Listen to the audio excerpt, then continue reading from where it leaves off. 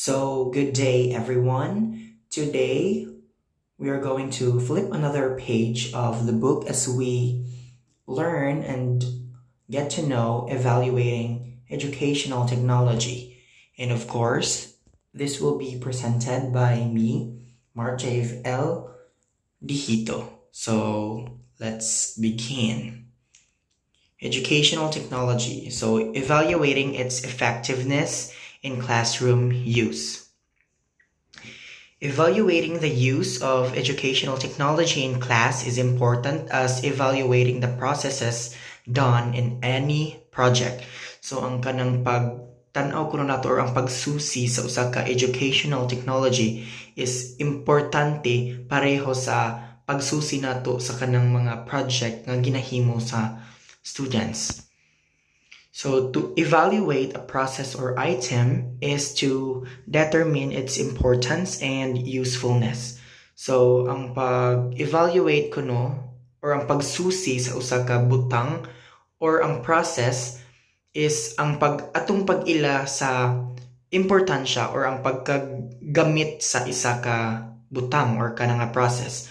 So determining the appropriateness of educational technology in the classroom instruction and to gauge how much it enhances teaching and learning are some areas that we take a look at to arrive at a final decision about its use and implementation in education. So ang ato ko ng pag-ila sa pagkagisaktuhon or kanang igo gani appropriate, I think it's understandable kanang appropriate siya bang murag ni fit siya sa kanang context or sa situation.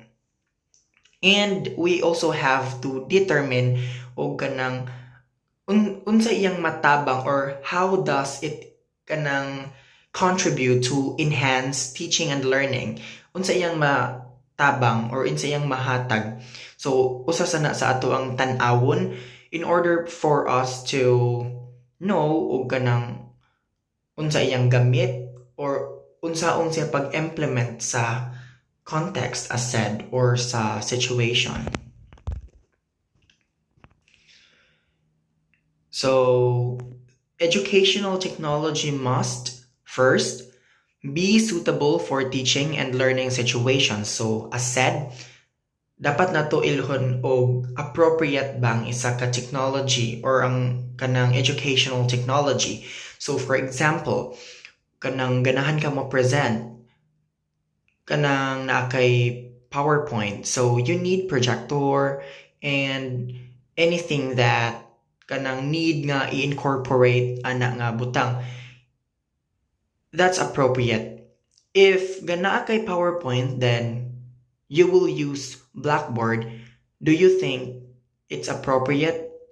If these things, ang kaning duha ka butang does not work well together, meaning dili siya appropriate ang situation og ang butang if dili sila mo work well ang duha. So second, be motivational. So balik ta sa PowerPoint, if we use PowerPoint, it helps people to be motivated or be more engaged kay malingaw man ta sa kanang mga transitions, sa animations, sa layout, and as a whole, you all know my point. You understand it. So third is promote learning, of course. Kay unsaon man nato pagtawag ang technology as educational technology when it does not help you to learn. So it should promote learning. Balik ta sa PPT, the content of the PPT must be relevant sa topic or it should teach you new nuggets. Dili kay kanang magpresenta wala license. And also the style, the outline, the format, ang tanan ana niya structure, ang design should also be kanang inclined or related sa topic so that if ikaw magtanaw ka sa PowerPoint, you can know ang relation sa topic and sa design. Kay samsad kay mas ma-learn nila if there are visual representations. So if that visual representation does not fit or again does not work well with the topic, maguba ang kaning gitawag og promote learning kay mahugman siya og distraction. So fourth, be at the right level or age of the learners. So understandable dapat mo fit sad siya sa level or kanang age sa learners kay if bata pa kaayo, for example grade 4, kanang you will try to incorporate your discussion with ICT, and I think these students or pupils, in the correct term, are not suitable nga mo kanang mo proceed aning higher level kay it's for the high school man. So fifth, address the needs of the curriculum. So we all know what curriculum is. So ato lang i-try og comprehend og unsa ning fifth. So og unsa gid ba nga sa curriculum must be given sa kaning educational technology. So for example mo focus ta sa subjects. So if magwantag subjects like atong Google class kay we have the list somewhere sa ato ang Google class nga kanang ga-address siya sa need kay if wala ni ang kaninga portion niya nagamit aning educational technology, meaning wala niya na provide ang need sa curriculum and it's to address the subject or the contents. 6 is help meet the learning outcomes. So naman tayo learning outcomes at schools, or we call it kaning competencies. So daghang competencies. I think I don't have to give any example. Kanang mga kuan ba at the end of the learning, kanang chuchu, kanang we will be able to define this and that. So mo na siyang learning outcome. So the educational technology must help kanang meet aning learning outcome. So educational technology evaluation cycle. So the very first is the evaluate and revise. So ari man ta mag-start kay kanang if we will not evaluate our audience or ang kaning mga students, how will we be able to revise anything from our plan? So if we kanang have a class, given naman na nga we have this tentative plan, so after observing or evaluating, maka-revise na ta og another approach, techniques, and unsa pa na diha. So there are 3 parts, which is the before instruction, during instruction, and after instruction. So these 4 are interrelated and they are inseparable. Magkuyog gini silang tulo kay later on we'll know why. So evaluating before instruction. So before the acquisition, using any educational technology tool and software, the teacher should be asking herself the following questions.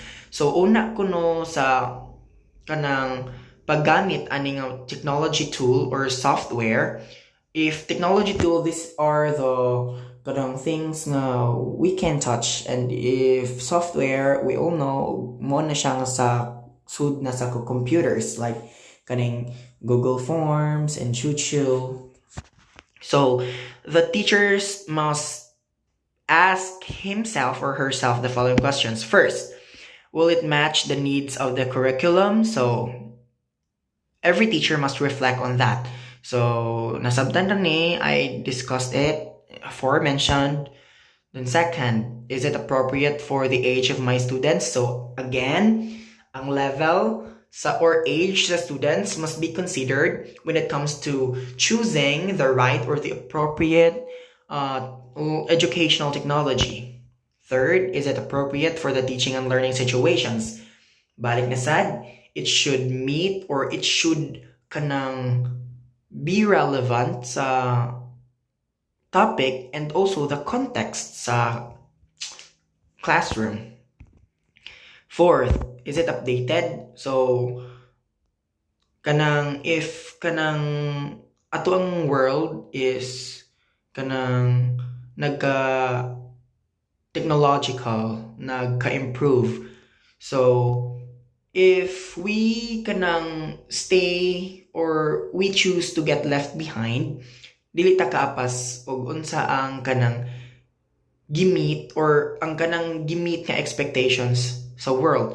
So, given ang atong students is will be less competent and will provide less innovative, creative, competent students. Kay naawit naman sila ani nga skills because hello, we're 21st century and in 21st century, nagkadaghang companies and opportunities that needs computer literacy skills, kada mga ina nga skills. These skills are updated. So, as same sa tools, our tools or educational technologies must also be updated. Okay, for example na to ang Friendster and Facebook. So, ang Friendster ang first, then as time goes by, people has their standards and other people set standards. So, muna na nga nakuha ng Facebook and we see Facebook as the standard social media platform. So, same raghapon na siya sa educational technology. Fifth question, will it match the capacity of my students? So, I think the fifth question is kanang murag follow-up question na lang ni siya sa second. So, sixth is, will it help me convey the message of the lesson? So, parehas akong giingon, it should be appropriate. Kaya if it's not appropriate, then it will not kanang deliver or convey sa message sa lesson. Seventh, so will it help me demonstrate the processes?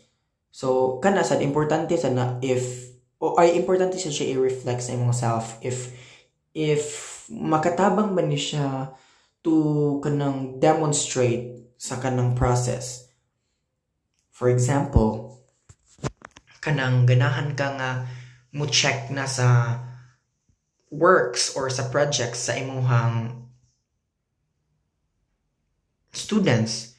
So, sa Google Form, we all have the kanang volition to do so. So, if wala ganitay kanang parts nga we can access sa katong mga gipagpass sa students, if wala na siya sa Google Form or sa meaning dili mo ma-demonstrate ang process sa pag-check. So, it's not that helpful. Maybe it's kanang kuan siya but dili siya as in inana ka kanang beneficial. So let's proceed to evaluating during instruction. Take note that was the first kanang step katong before instruction. So this part is the during instruction. So during instruction, the teacher should continue to observe and assess the effectiveness of educational technology being implemented in classroom use. So, that's understandable. Balik-balik na siya. After sa katong mag-reflect na ka, in this part, during instruction, kanang your observation and assessment sa pagka-effective sa isa ka tool should not stop only sa before. It should kanang last longer. Madapan nimo siya during instruction. The teacher may take note of the benefits and problems encountered during the implementation. So, kanang as a teacher, you have to take down notes about unsay nindot ani niya o unsay bati. Why? Because knowing your strength and also knowing your weakness is trying to convert that weakness into strength. Nga naman, kay if you know the problem and kanang mga possible crisis in the future, imuha ning matagaan og solution. So kanang in that way na kay chance to become proactive, meaning you can give solutions to the problems prior the kanang time sa kaning occurrence sa problem. So the teacher should be asking himself or herself the following questions. So is educational technology attractive to the students? So after na nimo ganang atong before, magkuan man ka ato, reflect, then you will come up with a choice. So kani nga tool imong gamiton. After ana nga naka-experience ang students, you'll be asking this, o kanang na-attract bang students ani? Were you able to attract their attention? Kay importante man sad siya, again, kay need na to og motivation, or it should be motivational. Second, is it innovative and exciting? So after nimo ma-attract ang kanang students, imong i-ask imong self if creative ba or kanang nindot ba, maka-excite ba ang kanang tool.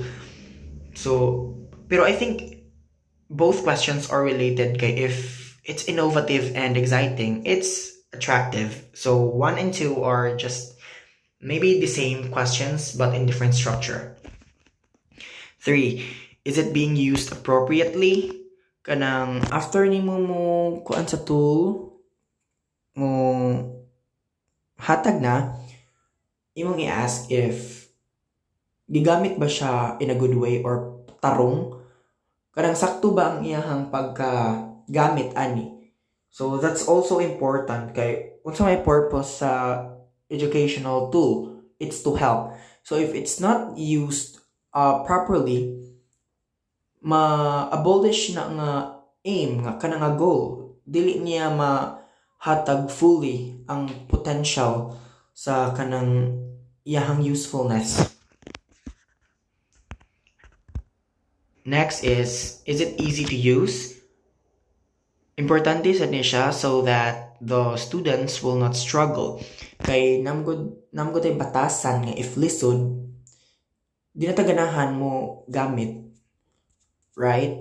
So if it's convenient, it's easy to access, easy to use, easy to operate, it's better. So 5th, does it help the students understand the lesson better? So parihara na siya atong 4th nga kuan about ra ni gihapon siya sa kanang kagamiton or kanang mo tabang ba siya sa students, mo pasabot ana o kanang mas maayo. 6th is, does it help me explain the lesson? Of course, you also have to explain the lesson. Imo sa nang need or isa sa siya ka key factor nga should naa sa isa ka kanang tool. 7, does it help students to develop their higher order thinking skills? So 7th is more ironic to those kanang katong easy to use, kay I think they're both in contrast. Kay if it's easy to use, it does not help student to think highly. So if it's like more technical, parehas nang kuan ba Word or Excel, it's not easy to operate, but at the same time it teaches us how to kanang be more competent when it comes to computer literacy. Kay if it's easy and basic, I don't think it's called a skill. So 8 is, does it help students to stay in focus? Of course, it is also needed, kay if ang tool distractive, mahimo ni siyang barrier sa learning sa isa ka student. For example, ang gamiton nga app is kanang langas kaayo, kanang namagsi tut tut tut, or kanang mga infographics nga unnecessary nga magdagandagan sa screen nga murag kanang walay purpose ba. So that kanang unnecessary things will disrupt students' attention and also their focus. So needs na to evaluate. 9 is, does it improve learners' behavior when it comes to learning? So kanang mo improve ba siya sa usa ka batasan sa usa ka student. So na may uban, for example, langasan dayon when they use the educational tool, mahilong, and that silence means they are comfortable sa technology and kanang convenient para nila, and they're trying to learn kay nahilaman sila. So it changed the behavior, and it should also be assessed kay usa man sad siya ka big factor in knowing if kaning nga tool is effective or not. 10, are students more participative and more engaged in learning? So murag maura ni siya tong attract chuchu. Are there problems encountered and during the use of educational technology? So need na to i-list ang katong mga possible problems and possible crises in the future, because already discussed that, so that we'll have the chance to become proactive. So evaluating after instruction. So before putting your thumbs up or down, you might want to ask yourself a few more questions to help you determine if there is a need to change the educational technology, or you just need a little more adjustment and practice in using the technology. So after kuno ang instruction or evaluating after instruction, you don't get to judge suddenly if it's a good tool or not. Dili. Kay you also have to consider this kaning mga questions. So did it help my students achieve the intended learning outcomes? So after nimo evaluate ana tanan, di ka mo judge dayon. So reflect to these questions. So if yes, then maayo if na-achieve nila ang learning outcomes, if they were able to define, to calculate, or unsa man ang outcome diha, to give examples, and so on. Second, did it improve the performance of my students in the subject matter? So familiar mo aning frequency of error. So in that way, we'll be kanang aware of kinsa tong mga na-improve or wala. So this is also an indicator of ang kanina tool is useful or not, or if it's helpful or not. So third, did it enhance my students' learning? So balik-balik, if ma-meet nila or ma-achieve nilang outcomes, meaning na-enhance nilang learning. So maura ni ang third and first question. Fourth, did it help me determine the strong and weak points of my students in learning the subject matter? So same lagi hapon, balik lagi hapon ta sa frequency of errors. We'll be able to know og kinsa tong mga kanang naka-check ani or naka-wrong. So we'll be able to identify if the tool is kanang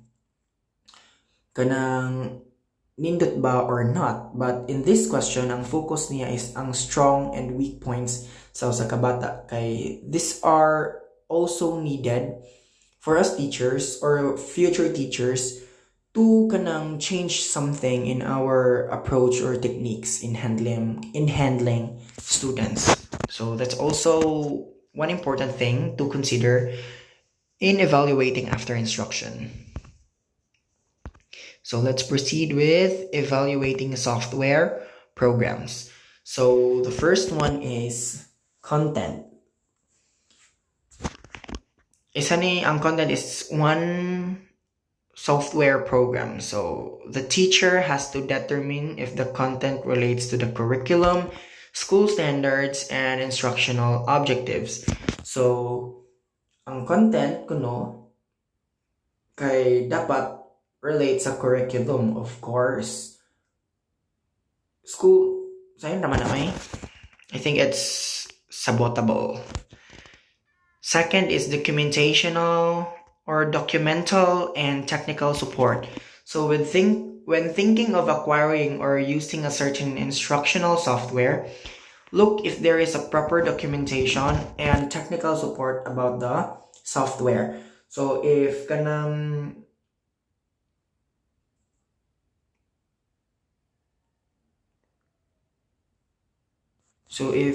maghunahuna ganita og kanang pagkuha or paggamit sa usa ka software, tan-aw na to ang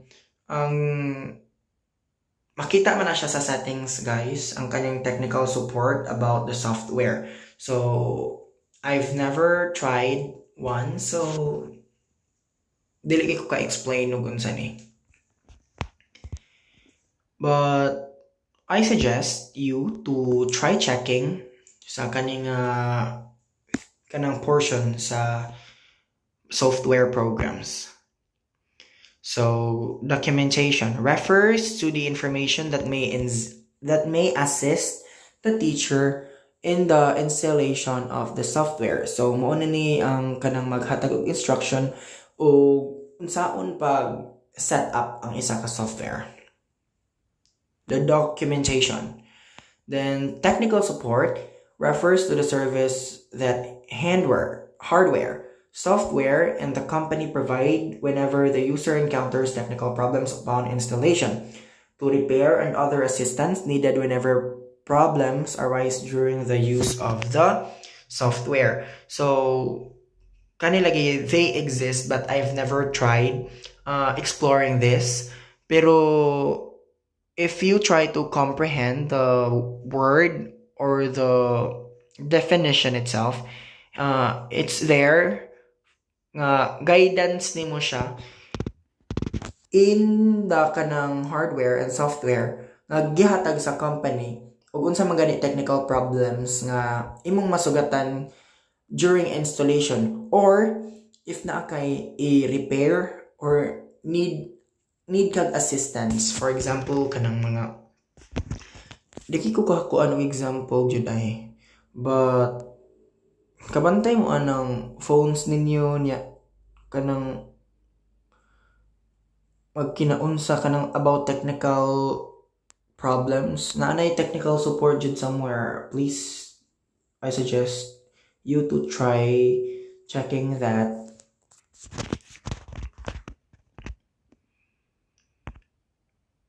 So third is ability and assessment. So the teacher has to evaluate if the software matches the ability level, students' current competency skill level in achieving a particular learning outcome. So matches the ability level or the student's current competency skill or level. So again, we have to consider the age.